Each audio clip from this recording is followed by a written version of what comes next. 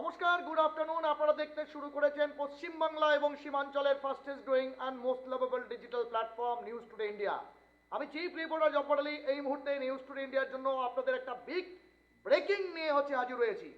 হ্যাঁ, কিন্তু সেই বিগ ব্রেকিং দেওয়ার আগে আপনাদের যেটা বলবো, গণতন্ত্র বা ডেমোক্রেসিতে জনতা জনার্দনের দাবি শেষ কথা বা জনতা জনার্দনীর শেষ কথা বলে, এটা ফের প্রমাণিত হলো দেশের সর্বোচ্চ আদালত অ্যাপেক্স কোর্ট সুপ্রিম কোর্টে।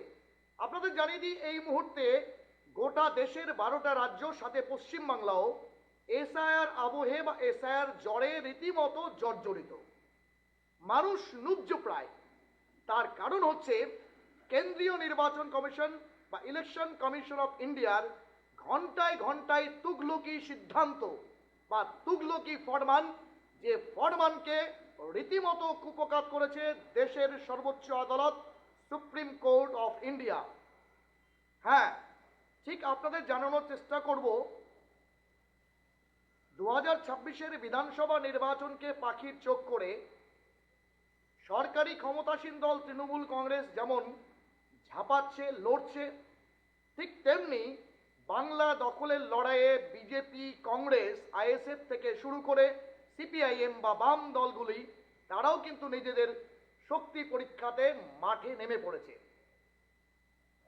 আর সেক্ষেত্রে সবচেয়ে বড় হাতিয়ার প্রত্যেকটা দলের কাছে এসআইআর বা স্পেশাল ইন্টেন্সিভ রিভিশন, যার মুখ্য উদ্দেশ্য ছিল সঠিক ভোটার, সঠিক ভারতীয় নাগরিক ভারতীয় গণতান্ত্রিক ব্যবস্থাতে ভোটাধিকার প্রয়োগ করবেন, তাকে ঝেড়ে পুছে পরিষ্কার করে বানাতে হবে।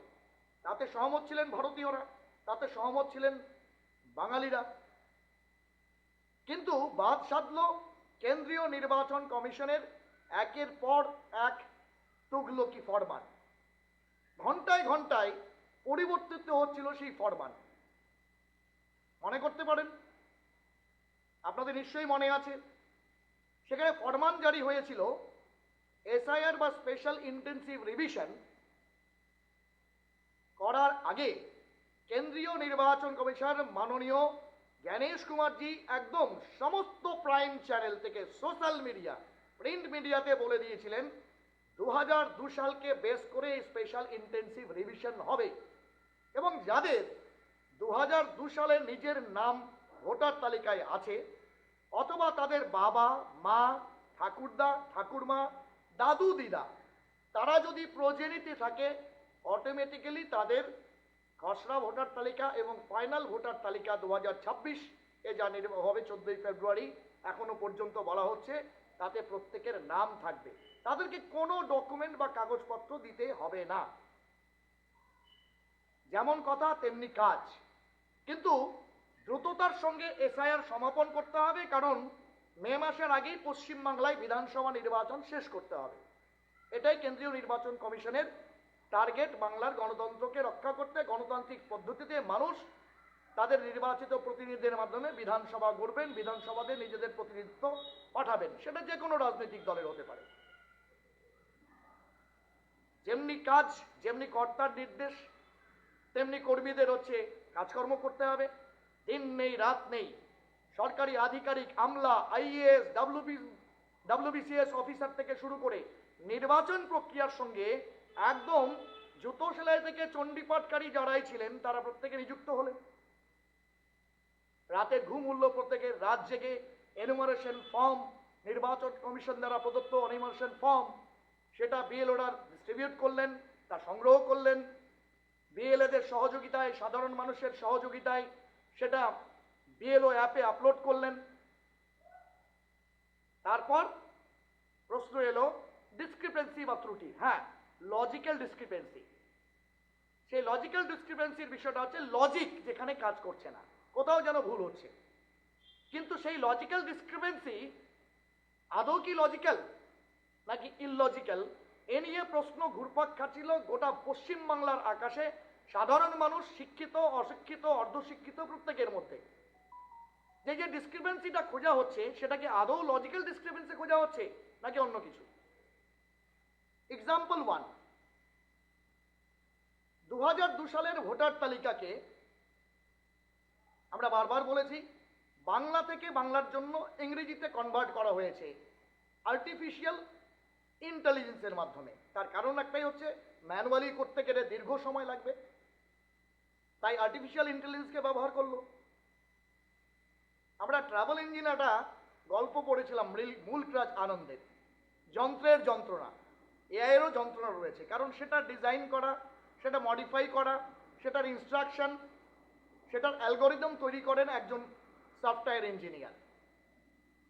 স্বাভাবিকভাবেই পৃথিবীর ঈশ্বরের শ্রেষ্ঠ সৃষ্ট জীব মানুষ নিজেরাই যদি হচ্ছে ভুলে পরিপূর্ণ হন বা ভুল থাকে, তার মধ্যে কিছু না কিছু ভুল থাকবেই, তার দ্বারা সৃষ্ট অ্যালগোরিদমের মধ্যে ভুল থাকবে না, এটা হতে পারে না।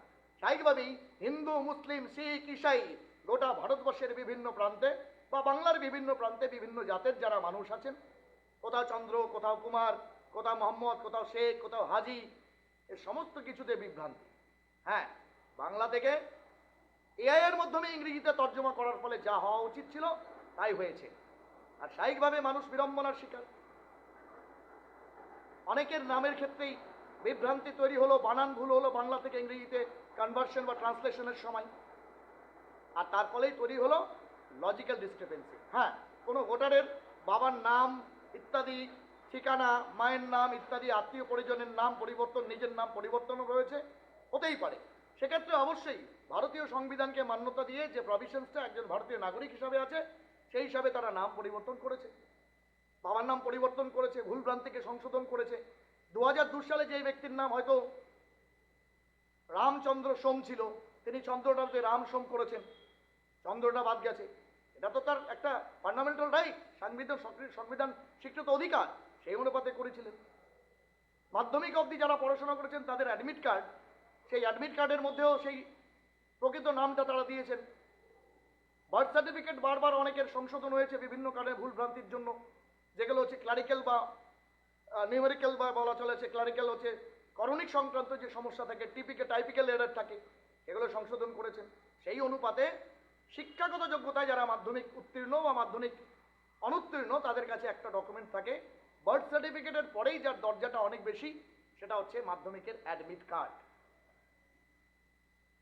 সেই অ্যাডমিট কার্ড দিয়ে বেশ কিছু ভোটারকে বিধানসভা অনুযায়ী সংখ্যাটা কম বেশি 2000, 4000, 5000, তাদের বিভিন্ন বিভ্রান্তি, যা অবশ্যই এআই এর কারণে অথবা তাদের নিজস্ব ব্যক্তিগত কারণে নাম পরিবর্তনের জন্য হয়েছিল, সেটার জন্য তাদের শুনানি হলো, বিএলও অ্যাপে তাদের ডকুমেন্ট আপলোড হলো। সেখানে অনেকেই, অবশ্যই বললাম, জন্ম তারিখের বার্থ সার্টিফিকেটের পরে দ্বিতীয় গুরুত্বপূর্ণ নথি হচ্ছে মাধ্যমিক পরীক্ষার অ্যাডমিট কার্ড, যাতে বাবার নাম এবং সেই সঙ্গে জন্ম তারিখটা নিশ্চিত থাকে, যার মাধ্যমে বিগত দিনে এই কেন্দ্রীয় নির্বাচন কমিশনই ভোটার তালিকায় একজন ভারতীয় নাগরিক হিসাবে attaining at the age of 80 years, যা ভারতীয় হচ্ছে আপনার জনপ্রতিনিধিত্ব আইন বলে, সেই অনুপাতে তাদেরকে ভোটার তালিকায় নিযুক্ত করা হবে। শুধু তাই নয়, ভারতবর্ষের হাইয়েস্ট ডকুমেন্টারি এভিডেন্স একজন সিটিজেনের জন্য যেটা, সেটা হচ্ছে পাসপোর্ট, ইন্ডিয়ান পাসপোর্ট। সেই পাসপোর্ট তৈরির ক্ষেত্রেও বার্থ সার্টিফিকেটের সমতুল হিসাবে অ্যাডমিট কার্ডকে মান্যতা দেওয়া হয়। শুধু তাই নয়, চাকরি বাকরি সমস্তর ক্ষেত্রেই এই অ্যাডমিট কার্ডের মান্যতা সর্বজন স্বীকৃত। কিন্তু তারপর কুল আর মান দুটোই রাখতে গিয়ে যা হলো, বিভ্রান্তিপূর্ণ এবং তুল্যকে কিছু সিদ্ধান্ত হলো। কয়েকদিন আগেই সোশ্যাল মিডিয়া, প্রাইম চ্যানেল, টিভির বিজ্ঞাপন থেকে শুরু করে সমস্ত কিছুতে ঘোষিত হলো মাধ্যমিকের অ্যাডমিট কার্ডকে কোনো মতেই জন্ম তারিখের শংসাপত্র হিসাবে মান্যতা দেওয়া হবে না। স্বাভাবিকভাবেই ক্ষুব্ধ জনতা। আর যেখানে পশ্চিমবাংলার ক্ষেত্রে 1,36,000 ভোটার ভ্যালিড না ইনভ্যালিড, সেটা তো অবশ্যই সময় নির্বাচন করবে। সেই ভ্যালিড ভোটারদের বিড়ম্বনার কারণ হলো এটাই। বিশেষ করে নবপ্রজন্মের ভোটার যারা সেই মাধ্যমিকের অ্যাডমিট কার্ড দিয়েই নিজেকে ভোটার প্রমাণিত করে ভারতীয় ভোটার তালিকায় ভোটে নাম তুলেছেন, তাদের ক্ষেত্রে বিড়ম্বনার বিষয় হলো তাদের সবেধন নীলমণি জন্ম প্রমাণপত্র যদি নাও থেকে থাকে, তাহলে দ্বিতীয় অস্ত্র সেই অ্যাডমিট কার্ড ছিল। নির্বাচন কমিশনের তুগলকি ঘোষণা ছিল সেই অ্যাডমিট কার্ডকে কোনো মতেই মান্যতা দেওয়া হবে না। রাজনৈতিক চাপানুতর থাকবে, যে কোনো একটা ইস্যু ভারতবর্ষের যে কোনো প্রান্তে, বাংলার যে কোনো প্রান্ত হলে তা নিয়ে সমস্ত রাজনৈতিক দল রাজনীতি করেন। ক্ষমতাসীন যারা থাকে তারাও করেন, যারা ক্ষমতায় নেই বিরোধী আছেন তারাও করেন। কিন্তু মানুষকে বিভ্রান্ত করে হয়রানি করে রাজনীতি করাটা মনে হয় ভারতের মতো সর্ববৃহৎ গণতান্ত্রিক দেশে মোটেও কাম্য নয়। এটা জনতা জনার্দন যেমন বুঝিয়েছে, পাশাপাশি তাদের হয়ে যারা লড়ছেন তারা বুঝিয়ে দিয়েছেন। মহামান্য সুপ্রিম কোর্ট আজকে এই এসআইআর সংক্রান্ত গুরুত্বপূর্ণ যে রায়, সেই রায়ে বলেছেন বার্থ সার্টিফিকেটের পরে দ্বিতীয় গুরুত্বপূর্ণ জন্ম শংসাপত্র হিসাবে যার গুরুত্ব অপরিসীম, যার মাধ্যমে আমি, আপনি, আমার মতো হাজারো শিক্ষিত মানুষ তারা চাকরি বাকরি পেয়েছেন, রোজি রোজগার পেয়েছেন, 20, 25, 40, 50 বছর চাকরি করে তারা অবসর পেয়েছেন, অবসর পেয়ে তারা পেনশন তুলছেন, তাদের সেই অ্যাডমিট কার্ডটাকে মান্যতা দিতে হবে। আজকের অবশ্যই মহামান্য বিচারপতি জয়মাল্য বাগচির ডিভিশন বেঞ্চে যে শুনানি ছিল এবং অল ইন্ডিয়া তৃণমূল কংগ্রেসের পক্ষ থেকে যে মামলা এই 1,36,000 ভোটের ভবিষ্যৎ নিয়ে করা হয়েছিল, সেক্ষেত্রে এরকম একটা গুরুত্বপূর্ণ বিষয় এবং আপনাদের জন্য একটা অবশ্যই খুশির খবর যে অবশেষে মান্যতা পেল মাধ্যমিকের সেই অ্যাডমিট কার্ড, যে অ্যাডমিট কার্ডটি আপনার জন্ম সার্টিফিকেটের বিকল্প হিসাবে সর্বজনবিদিত হিসাবে কাজ করতে পারে, সর্বোচ্চ কাজ করতে পারে। সেই অ্যাডমিট কার্ড আজকেও হিয়ারিং ছিল, আমরা ছিলাম সেখানে সচক্ষে দেখবার জন্য, তার প্রতিবেদন আমরা প্রকাশ করব। কিন্তু সেই অ্যাডমিট কার্ড যারা একসময় বিএলও অ্যাপে জমা করেছিলেন তাদেরগুলো লজিক্যাল ডিসক্রিপেন্সিতে ফেলে দেওয়া হয়েছে, সেই কাগজকে মান্যতা দেওয়া হয়নি। এটা সুপ্রিম কোর্ট জনতা জনার্দনের অধিকারকে, সংবিধানকে যারা রক্ষা করে, মহামান্য সুপ্রিম কোর্ট সপাটে চট দিয়ে সেই কথা বুঝিয়ে দিল যে ভারতবাসী বা বঙ্গবাসী বা ভারতীয় নাগরিকদের যে অধিকার নিয়ে ছিনিমিলে খেলা হচ্ছে, সেটা নিয়ে ছিনিমিলে খেলা যাবে না। আর জলযন্ত্র প্রথম ভার্ডিক্ট হচ্ছে মাধ্যমিকের অ্যাডমিট কার্ড এবার থেকে এসআইআর এর লজিক্যাল ডিসক্রিপেন্সির শুনানিতে বৈধ ডকুমেন্ট। আমরা বারবার বলেছি, দাবি করেছি, দাবি তুলেছি এবং আজকে জনমানসে আরেকবার মহামান্য সুপ্রিম কোর্ট সে কথায় বা সেই দাবিতে মান্যতা দিল। আমরা কুর্নিশ এবং স্যালুট জানাই এবং রবীন্দ্রনাথের যে কথা, বিচারের বাণী নীরবে নিভৃতে কাঁদে, এই কথাটাকে ভ্রান্ত প্রমাণিত করবার জন্য আমরা প্রত্যেকেই সমাজের বিশিষ্ট জনের থেকে শুরু করে যারা বুদ্ধিজীবী, যারা মনে করুন সমাজের ভালো চাই, তারা চেষ্টা করি এবং আলটিমেটলি সেখানে ওই অশোক স্তম্ভের নিচে লেখা থাকে না, সত্যমেব জয়তে, সত্যের জয় হয়েছে এবং অ্যাডমিট কার্ড মান্যতা পেয়েছে। নবপ্রজন্মের যারা ভোটার, তারা যারা দ্বিধাগ্রস্ত ছিলেন, যারা ব্যতিব্যস্ত ছিলেন এবং যাদেরকে আমরাও সমাজের একজন অগ্রণী মানুষ হিসাবে বারবার বলেছিলাম, যদি মাধ্যমিক পাস করে থাকো তাহলে মাধ্যমিকের সার্টিফিকেটটা দিও, অ্যাডমিটটা দিও না, তাদেরকে আবার বলবো জনতা জনার্দন আপনাদের জয় হয়েছে। এই জয়কে আমরা কুর্নিশ এবং স্যালুট জানাই জনতা জনার্দনের প্রতিনিধি হিসাবে। এবং এরপর লজিক্যাল ডিসক্রিপেন্সিতে আপনার নামের এবং জন্ম তারিখের কোনো ত্রুটি বা বিচ্যুতি থাকলে আপনি বিনা দ্বিধায় সেলফ অ্যাটেস্টেড মাধ্যমিকের সেই অ্যাডমিট কার্ডটাকে প্লেস করুন। নাম্বার 2, অভাব অভিযোগ মানুষের থাকেই। সে অভাব অভিযোগ পূরণের জন্য মানুষ যে কোনো রাজনৈতিক দল তার প্রতিনিধি, তাদের নির্বাচিত জনপ্রতিনিধির কাছে, তাদের কাছে যায়। তাদের ভবিষ্যৎ প্রজন্ম দুধে ভাতে থাকবে তার জন্য তাদের সহযোগিতার জন্য হাত বাড়ান। কিন্তু রাজনৈতিক স্বার্থ সিদ্ধি বা চরিতার্থ করবার জন্য একদম গোদা বাংলায় বলতে গেলে গদির লোভে যারা জনগণের এই ভবিষ্যৎটাকে নিয়ে ছিনিমিনি খেলেন, তাদের জন্য আবার একটা সপাটে চল। বলা হয়েছে লজিক্যাল ডিসক্রিপেন্সি পশ্চিমবাংলার ক্ষেত্রে 1,36,00,000 ভোটারের কি কারণে লজিক্যাল ডিসক্রিপেন্সি বা কাদের নাম এসছে, তাদের নামের পূর্ণাঙ্গ তালিকা আগামী 3 দিনের মধ্যে পঞ্চায়েত লেভেল, ব্লক অফিস অথবা এসডিও অফিসে টাঙাতে হবে।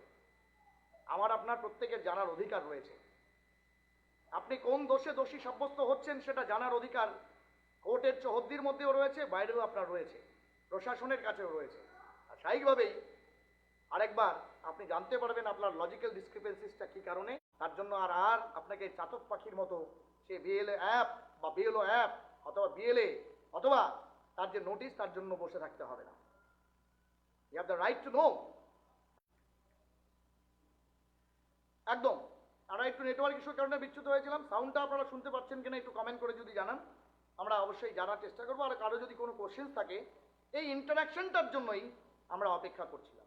আমাদের বিশ্বাস এবং আস্থা ভরসা ছিল, ওই যে কথা বলছিলাম, বিচারের বাড়ি নীরবে নিভৃতে কাঁদে, এ কথাকে ভ্রান্ত করবার জন্য আমরা প্রতিনিয়ত আমাদের তৎপরতা দেখাই এবং চালাই।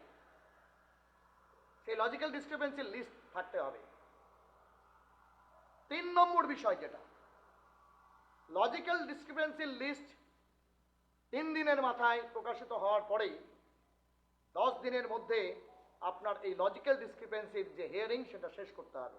যদিও ইতিমধ্যে নির্বাচন কমিশনের থেকে বলা হয়েছে 31শে জানুয়ারি পর্যন্ত লজিক্যাল ডিসক্রিপেন্সির হিয়ারিং হবে। টেবিল অনুযায়ী একাধিক ARO বা অ্যাসিস্ট্যান্ট ইলেকট্রাল রিটার্নিং অফিসার তাকে দায়িত্ব দেওয়া হয়েছে, তার তত্ত্বাবধানে আধিকারিকরা কাজ করবেন। আরেকটা বিষয়, যে বিষয়টা নিয়ে বারবার রাজনৈতিক তরজা তুঙ্গে উঠেছে, এমনকি যাদের প্রতি অভিযোগ যে রাজনৈতিক দল, হ্যাঁ বিজেপি, তার বিরুদ্ধে অভিযোগ ছিল যে তাদের কিছু নেতাকর্মী বৈধ ভোটারদের নাম প্রতিহিংসা পরায়ণ হয়ে কেটে দিতে চাইছেন, ফর্ম 7 জমা করতে চাইছেন, অথবা তৃণমূলের বিরুদ্ধে অভিযোগ বিজেপির ছিল, যেটা অবশ্যই বিরোধী দল হিসাবে একে অপরের প্রতি থাকবে, সেটা হচ্ছে যে অবৈধ ভোটারদের ঢুকিয়ে দেওয়া হচ্ছে, বিএলএদের পারচেস করে নেওয়া হচ্ছে। সেক্ষেত্রে আরেকটা বিষয় হচ্ছে, আরেকটা গুরুত্বপূর্ণ অবজারভেশন আজকের কোর্টে রয়েছে, সেটা হচ্ছে যে আপনি যদি অপারগ হন, আপনি যদি অশিক্ষিত হন, অর্ধশিক্ষিত হন, আপনি যদি আইনের বজ্রআটনি ফসকা গেরোর কথা না বোঝেন, তাহলে আপনি একজন সহযোগী হিসাবে আপনার সাথে নিয়ে যেতে পারেন। আপনি যদি অসুস্থ হন, অথর্ব হন, তাহলে তো কোনো কথাই নেই। অসতিপর বৃদ্ধ বৃদ্ধা হন, তাদের জন্য হিয়ারিংটা বাড়িতে করার দাবি কম বেশি সমস্ত রাজনৈতিক দল থেকে করেছেন। প্রেগন্যান্ট মহিলাদের জন্য করেছেন, অসুস্থ লোকেদের জন্য আপনারা দাবি করেছেন। হ্যাঁ, সিপিএম, কংগ্রেস, বিজেপি, তৃণমূল যারাই আছেন, যারা মানুষের স্বার্থে এই কথাগুলো বলেছেন, তাদেরকে আমাদের হ্যাটস অফ, আমরা কুর্নিশ জানাই, আমরা করজোড়ে আপনাদেরকে সেলাম, আদাব, নমস্কার জানাই। দাবি অনেকে তুলেছেন এটাও, যে অন্ততপক্ষে যারা কর্মসূত্রে বাইরে থাকেন, পরিযায়ী শ্রমিক বা মাইগ্রেন্ট হিসাবে বাড়ি কাজ করেন, আপনারা প্রত্যেকেই বলেছেন, হ্যাঁ এখানে নির্বাচন কমিশন অটোনোমাস বডি হলেও দেশের সংবিধান এবং সুপ্রিম কোর্টের ওপরে তারা নন। তাইভাবেই তাদের বিকল্প ব্যবস্থাপনা করতে হবে। তাদের বাড়ির যিনি লিগ্যাল গার্জেন বা মনে করুন তার বাড়ির যে প্রতিনিধি, তার মাধ্যমে আপনারা কাগজপত্র জমা করতে পারবেন। সে প্রক্রিয়া চলছে। যেদিন থেকে SIR এর এই লজিক্যাল ডিসক্রিপেন্সির হিয়ারিং চলছে, সেদিন থেকে সেই প্রক্রিয়া চলছে। যারা ব্যক্তিগতভাবে থাকছেন, আমরা অনেককে বলছি যে যদি আপনি সত্যিই কর্মক্ষেত্রে ব্যস্ত না থাকেন, বাইরে না থাকেন, হসপিটালাইজ না থাকেন, আপনার যদি একান্তই কোনো অসুবিধা না থাকে, আপনি ফিজিক্যালি অ্যাপয়ার হন, তাহলে অন্ততপক্ষে নির্বাচন কমিশন যে সংশয়টা করছে লজিক্যাল ডিসক্রিপেন্সি নিয়ে, এই ডিসক্রিপেন্সির বিষয়টা নিয়ে তাদের যে ধোঁয়াশাটা, সেটা আপনি দূর করবার জন্য আপনার ফিজিক্যাল অ্যাপিয়ারেন্সটা দরকার। যদি আপনার অসুবিধা না থাকে, আপনি যদি কোনো বিড়ম্বনার মধ্যে না থাকেন, আপনি যদি বিদেশে না থাকেন, অথবা আপনি বিদেশে পড়াশোনা না করে থাকেন, তাদের ক্ষেত্রে আপনি ফিজিক্যালি হিয়ারিংয়ে অ্যাপিয়ার হন এবং আপনি দেখিয়ে দিন আপনি একজন প্রকৃতই ভারতীয় ভোটার এবং আপনি ভারতীয় সংবিধান অনুযায়ী এখানকার গণতন্ত্র রক্ষার একজন কারিগর। নেক্সট বিষয় যেটা আপনাদের বলবো, সেক্ষেত্রে আরেকটা বিষয় হচ্ছে, রাজ্যে যেহেতু বাংলার ব্যাপারটা সবচেয়ে বেশি বহু চর্চিত, হ্যাঁ বহু গর্জিত, সেই জন্য বাংলার ক্ষেত্রেই এখানকার তৃণমূল কংগ্রেসের পক্ষ থেকে কোর্টের যে মামলা করা হয়েছিল, সেখানে বলা হয়েছিল যে BLA যারা রয়েছেন পার্টির, BLA 2 বুথ লেভেল এজেন্ট, সেটা যে কোনো রাজনৈতিক দলের হতে পারে, সে BLA 2রা যদি বাড়ি বাড়ি ঘুরে BLOকে সহযোগিতা করে এনুমারেশন ফর্ম ডিস্ট্রিবিউট করতে পারেন, তথ্য সংগ্রহ করে দিতে পারেন, ফর্ম ফিল আপ করে দিতে পারেন, then why not in the hearing? কেন তারা থাকতে পারবেন না? এনে বহু জায়গায় ঝামেলা হয়েছে। আপনারা দেখেছেন একাধিক নির্বাচিত জনপ্রতিনিধি বিভিন্ন জায়গায় বিভিন্ন জোরজার মুলুকতার যার যেখানে ক্ষমতা ছিল, তিনি সেই দাবিটা নিয়ে তৎপর হয়েছেন, সোচ্চার হয়েছেন, ঝামেলা হয়েছে, কোথাও হিয়ারিং যে প্রক্রিয়া সেটা স্থগিত হয়েছে। এই সমস্ত বিষয়গুলো নিয়ে অবশেষে জবনিকা টানল সুপ্রিম কোর্ট, যদিও 2 সপ্তাহ পরে এর ফাইনাল হিয়ারিং হবে। এই মুহূর্তে সুপ্রিম কোর্টের SIR নিয়ে যে তাদের ফার্স্ট ফেলার বলা চলে সিনেমার প্রথম অংশ, সেই প্রথম অংশের এই সার নির্যাস আমরা জেনেছি, আপনাদের অবগতির জন্য আমরা জানাচ্ছি। আরও কোনো কোশ্চেন থাকলে আমরা আসবো, আপনারা কমেন্টের মাধ্যমে সেই কোশ্চেনগুলো জানাবেন। কিন্তু তার আগে আরেকটা বিষয় বলে দিই, হ্যাঁ যে কথা দিয়ে আমরা শুরু করেছিলাম যে BLA বা বুথ লেভেল এজেন্ট, তিনি যে কোনো রাজনৈতিক দলের হতে পারেন। তিনি পরোপকারী হিসাবে নিজের কাজ, নিজের স্বার্থ, নিজের ব্যক্তিগত কাজ সেগুলোকে চলান। তিনি হতে পারেন বিজেপি, তিনি হতে পারেন তৃণমূলের, তিনি হতে পারেন কংগ্রেসের, তিনি হতে পারেন CPM এর, তিনি হতে পারেন নির্দল, তিনি হতে পারেন ISF, তিনি হতে পারেন একজন শিক্ষক, তিনি হতে পারেন একজন ক্লার্ক, তিনি পাড়ার একটা শিক্ষিত বেকার ছেলে, তিনি একজন টিউশন মাস্টার, তিনি একজন উকিল, তিনি একজন মোক্তার, তিনি একজন ডাক্তার, তিনি একজন ইঞ্জিনিয়ার, যাই হতে পারেন। পিঠে তার বুদ্ধি আছে। দেশের অশিক্ষিত, অর্ধশিক্ষিত, আনস্কিল মানুষ যারা বললাম যে আইনের বজ্র আটনি ফসকাকের ওটা বোঝে না, তাদের সহযোগিতা যারা করেছিলেন তারা সহযোগী হিসাবে যেতে পারবেন। এবং রাজনৈতিক দলের বিএলএরাও যদি কারো ভোটাধিকার রক্ষার্থে হিয়ারিং সেন্টারে তার সঙ্গে যান, তাতেও কোনো বাধা নেই, এমনটাই কিন্তু আজকে ভার্ডিক্টে জানানো হয়েছে।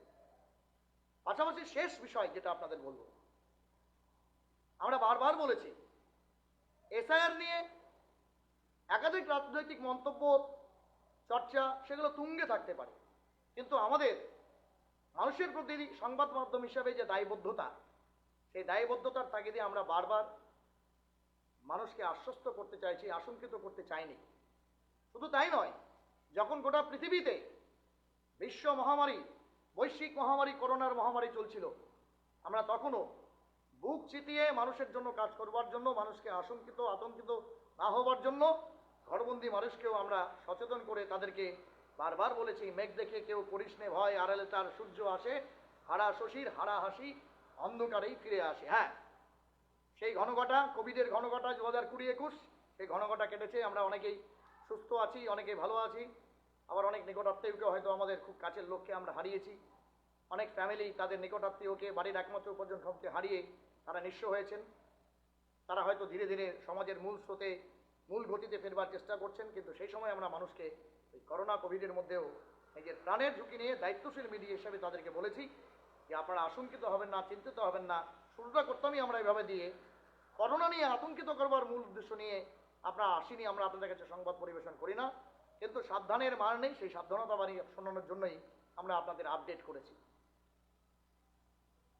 ঠিক একই রকম ভাবে স্পেশাল ইন্টেন্সিভ রিভিশন বা এসআইআর, এ নিয়ে যত তুগলুকি বিষয় থাকুক না কেন, রাজনৈতিক বক্তব্য, যারা রাজনৈতিক নেতৃত্ব তারা তাদের মতো রাজনীতির বক্তব্যগুলো বলবেন, কিন্তু আমরা যেটা বলবো, নিবিড় সংশোধন যদি হয়ে গিয়ে থাকে, তাহলে সেই নিবিড় সংশোধনটা নিবিড়তার সাথে কম্প্রিহেন্সিভলি করা উচিত, কন্টিনিউয়াস করা উচিত, তড়িঘুড়ে করে করা উচিত নয়। শুনতে ছোট মুখে বড় কথা লাগে, কিন্তু আমাদের দায়িত্বটা অনেক বেশি সমাজের অগ্রণী হিসাবে। তাই আমরা আপনাদের কাছে বলি, পৃথিবীতে হিন্দিতে একটা ছোট্ট কাহাওয়াত আছে, চট मंगनी पट बिहा कभी अच्छा कभी बुरा, लेकिन हकीकत में हालात में कभी अच्छा नहीं होता। কন্টিনিউয়াস এবং কম্প্রিহেন্সিভ এই গতিতে গোটা পৃথিবী চলছে, শিক্ষা ব্যবস্থা, স্বাস্থ্য ব্যবস্থা, সমস্ত কিছু। তাহলে সেই এসআইআর কেন কন্টিনিউয়াস এবং কম্প্রিহেন্সিভ হবে না? হ্যাঁ, যারা প্রকৃতই ভারতীয় ভোটার, ভারত মায়ের সন্তান হিসাবে, যে মাটি দিয়ে আমাদের শরীর তৈরি, এবং দেশে মৃত্যু হলে পরম করুণাময় যদি চান যে দেশেই আমার মৃত্যু আছে, তাহলে এখানে মোটলে যেই দেশের মাটি দিয়ে আমার শরীরটা তৈরি, সেই দেশেই আমাকে বিলীন হতে হবে।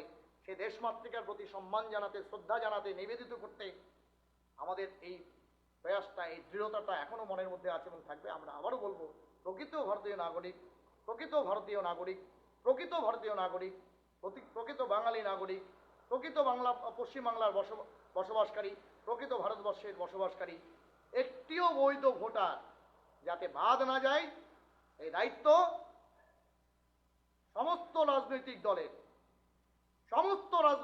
তার কারণটা হচ্ছে, যাকে দিয়ে, যারা গণতন্ত্রের সবচেয়ে বড় দেবতা, গণদেবতা, যাদের ভোটে আপনারা নির্বাচিত হয়ে 5টা বছর দেশকে পরিচালিত করবেন, রাজ্যকে পরিচালিত করবেন, সেই গণদেবতাকেই আপনি তুষ্ট করতে না পেরে তাকে যদি অতুষ্ট করে তোলেন, তাহলে হিতে বিপরীতই হবে। এটাই কিন্তু সর্বজনবিদিত, প্রত্যেকেই জানে। তাই গণদেবতাদের পাশে প্রত্যেকে থাকবার জন্য অনুরোধ। এবং আজকে মহামান্য সুপ্রিম কোর্ট যে ভার্ডিক্ট তাদের এসআইআর সংক্রান্ত বিষয় নিয়ে দিয়েছে, সেই বিষয়টাকে মাথায় রেখে আপনারাও জনগণের সেবার্থে আবারও একটা দাবি, একটিও বৈধ ভোটার, তিনি যে কোনো ধর্ম বা জাতির হতে পারেন, তিনি হতে পারেন হিন্দু, মুসলিম, শিখ, ইসাই, এই গণদেবতাদের নিয়ে ভোটের ময়দানে ভোট বাক্সে রাজনীতি করুন, কিন্তু তাদের ভোটাধিকার কেড়া নিয়ে বা ভোটাধিকার প্রদান নিয়ে রাজনীতিটা অনুগ্রহ করে করবেন না। তাহলে যারা করবেন তাদেরকেই প্রতিপদে ঠেকতে হবে। এবং এভাবেই গণতন্ত্রের সবচেয়ে বড় মন্দির, যে মন্দিরটা বাইবেল, গীতা, কোরআন, জেন্দাবস্তা, রামায়ণ, মহাভারত ইত্যাদির উপরে চলে না, বরং আমাদের গর্ব, আমাদের দেশের অহংকার, আমাদের ভারতবাসী হিসেবে অহংকার যে গণতান্ত্রিক প্রক্রিয়ার উপর দিয়ে দেশটা চলে, যার নাম দ্য কনস্টিটিউশন অফ ইন্ডিয়া, তাই দায়ের মধ্যে থেকে সেই সুপ্রিম কোর্ট এভাবেই আমাদের মতো আমরা যারা সত্যি গণদেবতাদের নিয়ে গণতন্ত্রের প্রকৃত যারা হচ্ছে পিলার, যারা ভোটদাতা, তাদেরকে নিয়ে যখন রাজনীতি করি, তাদের আশঙ্কিত করি, চিন্তিত করি, ব্যতিব্যস্ত করে তুলি, তাদের জন্য কিন্তু জনতা জনার্দনের উপরে কেউ নয় তাদের হয়ে সপাটে সপাটে চড় মারবে, আর সেই চড়ের ব্যথাটা আমাদের সহ্য করতে হবে। অনেকে কমেন্ট করছেন, আমরা সেই কমেন্টগুলো পড়বো, কিন্তু যাবার আগে আপনাদের আরেকবার জানিয়ে দিই, এসআইআর বা স্পেশাল ইন্টেন্সিভ রিভিশন নিয়ে সুপ্রিম কোর্টের, মাননীয় মহামান্য সুপ্রিম কোর্টের, সেই সুপ্রিম কোর্টের যে ভার্ডিক্ট, সেই ভার্ডিক্ট কিন্তু ইতিমধ্যে এসেছে, এবং এই ভার্ডিক্টের প্রথমটাই হচ্ছে মাধ্যমিকের যে অ্যাডমিট কার্ড, সেই অ্যাডমিট কার্ডকে মান্যতা দিতে হবে, এবং সেটা আপনি আগামীকাল থেকে অ্যাজ এ লজিক্যাল ডিসক্রিপেন্সির হিয়ারিং ডকুমেন্টস, সেক্ষেত্রে আপনার নাম, বাবার নাম বা গার্জেন, লিগাল গার্জেনের নাম এবং ডেট অফ বার্থের ডকুমেন্ট হিসাবে ব্যবহার করতে পারবেন। শুভঙ্কর বিশ্বাস লিখছেন, শোনা যাচ্ছে জব্বরদা, thank you very much.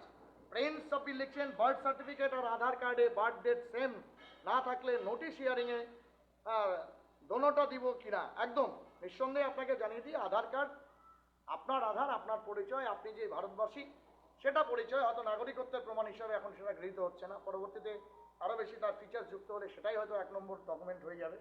Crore crore টাকা খরচ করে ভারত সরকার সেটা আপনাদের দিয়েছে, তো বার্থ সার্টিফিকেটটা অবশ্যই নিয়ে যাবেন, যেটা আপনার একটা ভ্যালিড লজিক্যাল ডকুমেন্ট। আমার আধার কার্ডে বাবার নাম নেই, আপডেট করার পর নিঃসন্দেহে সেক্ষেত্রে আপনার পুরনো আধার যেটা আপনি প্রথম বানিয়েছিলেন তাতে আপনার বাবার নাম থাকবে, সেটা করতে পারেন। হ্যাঁ, ওই যেটা বলছেন আপডেট আধার করার পর, আপডেট হলে তথ্যগুলো আপডেট হয়, আমরা আশ্চর্য হতচকিত, সেই আধার নিয়ে আরেকদিন আসবো, সেটাও একটা সত্যি বিড়ম্বনার বিষয়। আধার প্রথমবার ছিল বাবার নাম, ঠিকানার নাম, গোষ্ঠীর নাম আছে, আর আপডেট করলে বাবার নামটা ওয়াইপ আউট হয়ে যাচ্ছে, এই যেন আরেক বিড়ম্বনা। সেদিন না হয় অন্যদিন কথা বলবো, তো আপনাকে আপনার সাজেস্ট করবো যে আপনার যদি বার্থ সার্টিফিকেট থাকে এবং আধার কার্ডে বাবার নাম না থাকলেও আপনার আধার, আপনার পরিচয় সেটা রয়েছে। এবং আরেকটা হচ্ছে, আমার সব ডকুমেন্টে বাবার নাম এক, বাবার নাম এক আছে, কিন্তু আমার বাবার নাম একটু মিসম্যাচ হয়েছে, what document should I carry out to the hearing camp. একদম নিঃসন্দেহে মোহাম্মদ রাজেশ, আপনার এই প্রশ্নের উত্তর হচ্ছে আপনি সেই ডকুমেন্টটা নিয়ে যাবেন, যেই ডকুমেন্টটা অনুযায়ী আপনার শিক্ষাগত যোগ্যতা প্রমাণিত হয়, যেই ডকুমেন্টটা অনুযায়ী আপনাকে অনেক দিন চলতে হবে, মানে আপনার যেই ডকুমেন্টটা ভ্যালিড হওয়ার কারণে আপনাকে অনেক বেশি ডকুমেন্টকে পরবর্তীতে চেঞ্জেস করতে হবে, অ্যাডিশন অল্টারেশন তার মধ্যে করতে হবে না, সেটাকে ভ্যালিড ধরে নিয়ে যান। সেক্ষেত্রে বার্থ সার্টিফিকেট এবং অ্যাডমিট কার্ড, আমরা বলবো যে অ্যাডমিট কার্ডকে আজকে সুপ্রিম কোর্ট মান্যতা দিয়েছে, সেটা নিয়ে চলতে পারেন, সব থেকে ভালো হবে। বার্থ সার্টিফিকেট যদি সঠিক থাকে, যে অবশ্যই একটা হচ্ছে বিশেষ হচ্ছে মর্যাদার বিষয় ভারতবাসীর জন্য, একজন ভোটারের জন্য, সেটাকে আপনি যে কোনো সময় একদম ভ্যালিড ডকুমেন্ট থাকলে, অর্থাৎ একটা সিঙ্গেল ফোর্সিবল ডকুমেন্ট থাকলে সেটা দিয়ে আপনি সংশোধন করে নিতে পারবেন। তো এতক্ষণ অত্যুক্তি করতে হয়, আমরা নেটওয়ার্কের জন্য আপনাদের কাছ থেকে বিচ্যুত হয়েছি। বিগ ব্রেকিং যেটা আপনাদের নিয়ে এসেছিলাম, latest update on SIR supreme court verdict related to logical discrepancies, সেই ডিসক্রিপেন্সির হিয়ারিং চলছে, এবং ওই ডিসক্রিপেন্সি অনুযায়ী যা বললাম বাংলাতে, প্রয়োজন হলে রাত্রে আরেকবার হিন্দিতে আপনাদের দিয়ে দেবো, হিন্দি দর্শক শ্রোতার জন্য। আপনারা হচ্ছে সেই লজিক্যাল ডিসক্রিপেন্সির বিষয়ে সচেষ্ট হয়ে হিয়ারিংয়ে অবশ্যই যাবেন। আবারও আপনাদের বলবো, যদি একান্তই প্রতিবন্ধকতা না থাকে তাহলে ফিজিক্যালি অ্যাপেয়ার হওয়া, এবং নির্বাচন commission, autonomous body, election commission of India, গণতন্ত্র রক্ষা করে আরেকটা সবচেয়ে বড় পিলার। হ্যাঁ, তারাই ভোট কন্ডাক্ট করেন, ভোটের নিয়ম কানুন বানান, সমস্ত কিছু করেন, তাদের প্রতি আমাদের অশ্রদ্ধা নেই। তারা যেই প্রেসক্রাইব গাইডলাইনগুলো দিয়েছে, যেমন হসপিটালে হলে ইত্যাদি হলে, বাইরে ফ্যাক্টরিতে কাজ করছেন, মাইগ্রেন্ট লেবার, বিদেশে ছেলে মেয়ে পড়াশোনা করছে, এখানে নেই, এই সমস্ত ক্ষেত্রে আমাদের অনেকে ব্যক্তিগতভাবে আমার ফোন করে, হয়তো সব ফোন কল আমাদের অ্যাটেন্ড করা বা সবাইকে উত্তর দেওয়াটা সম্ভব হয়ে ওঠে না, তার জন্য আমরা আপনাদের কাছে ক্ষমা প্রার্থী। কারণ ইন্ডিভিজুয়ালি খবর দেওয়াটা আমাদের কাছে সত্যি একটা কষ্টের বিষয়, কারণ আমরা প্রতিদিনই নিরন্তর জনতা জনার্দন মানুষের সমস্যার কথা তুলে ধরা, তাদের সমস্যা শোনা, তাদের সমস্যার সঠিক দিশা দেখানো দায়িত্বশীল মানুষ হিসাবে বা দায়িত্বশীল মিডিয়া হিসেবে আমরা করে থাকি। একদম আমরা তলে বলে খাটো হলেও আমাদের ভাবনাটা আপনাদের জন্য, সাধারণ মানুষের জন্য অনেক বড়, আপনাদের জন্য আমরা অনেক বেশি হচ্ছে সংবেদনশীল এবং সেন্সিটিভ, তো আমরা সেগুলো করে থাকি। স্বাভাবিকভাবেই অনেক সময় সেগুলো হয়ে ওঠে না, এবং আপনাদের জানিয়ে দিই অবশেষে যে সমস্ত বিষয়গুলো নিয়ে বিভিন্ন রাজনৈতিক দল জনতা জনার্দনের প্রতিনিধি হয়ে তাদের জন্য লড়াই করেছেন, তিনি যেই রাজনৈতিক দলের হন না কেন, যে ব্যক্তিগরা করেছেন, তাদেরকে আরেকবার কুর্নিশ, এবং সুপ্রিম কোর্ট, মহামান্য সুপ্রিম কোর্ট, যার উপরে অন্ততপক্ষে শুধুই একদম রাস্তার একদম শেষ প্রান্তে থাকা, গলির শেষ প্রান্তে থাকা রিক্সা পুলার, ভ্যান পুলারটাও, যেও হচ্ছে অন্য জায়গায় হচ্ছে নিপীড়িত বঞ্চিত হয়, সেও হচ্ছে শেষ ভাবনাটা ভাবতে থাকে, এই বিশ্বাসটা ভরসাটা রাখে, এখানে না হলে সুপ্রিম কোর্ট পর্যন্ত আমি আমার বিচারটা পাবো, ন্যায় বিচার পাবো। সেই ন্যায় বিচারের পীঠস্থান, ন্যায় বিচারের মন্দির, ভারতীয় সংবিধানের রক্ষাকারী, রক্ষা কবচ, সেই অবশ্যই আইনের মন্দির, সেই সুপ্রিম কোর্টের সেই জায়গাটায় যারা বিশ্বাস বা আস্থা রাখেন, আরেকবার সেই আস্থা বা বিশ্বাস মানুষের প্রমাণ করবার জন্য আমরা তাদেরকে হচ্ছে অন্তরের অন্তঃস্থল থেকে হচ্ছে ধন্যবাদ জানাই, এবং আমরা অবশ্যই তাদের কাছে কৃতজ্ঞ ভারতীয় নাগরিক হিসাবে, যে আমাদের অধিকার, আমাদের যে রক্ষা কবচ, আমাদের যে সেফগার্ড, সেটা যখন বিঘ্নিত বঞ্চিত হয়, তখন আপনারাই তো শেষ আশা আমাদের, মাই লর্ড। আর এই প্রত্যাশাই ভারতবর্ষের মানুষ প্রত্যেকটা নিয়ে এগিয়ে চলে।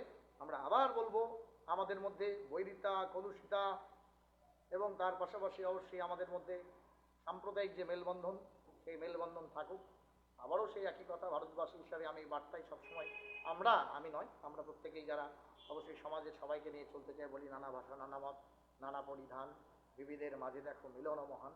এই মিলন মহান দেশে আমরা যেভাবে বিগত দিনে আমাদের বাপ ঠাকুরদা, আরও আগের যারা পূর্বজ ছিলেন, তারা যেভাবে ছিলেন, এবং এই জন্যই গোটা ভারতবর্ষ, গোটা পৃথিবী হচ্ছে ভারত জগৎ সবাই শ্রেষ্ঠ আসন নেওয়ার মতো একটা দেশ আমার আমার মাতৃভূমি। জন্মভূমিষ্য স্বর্গাদপি গরীয়সী।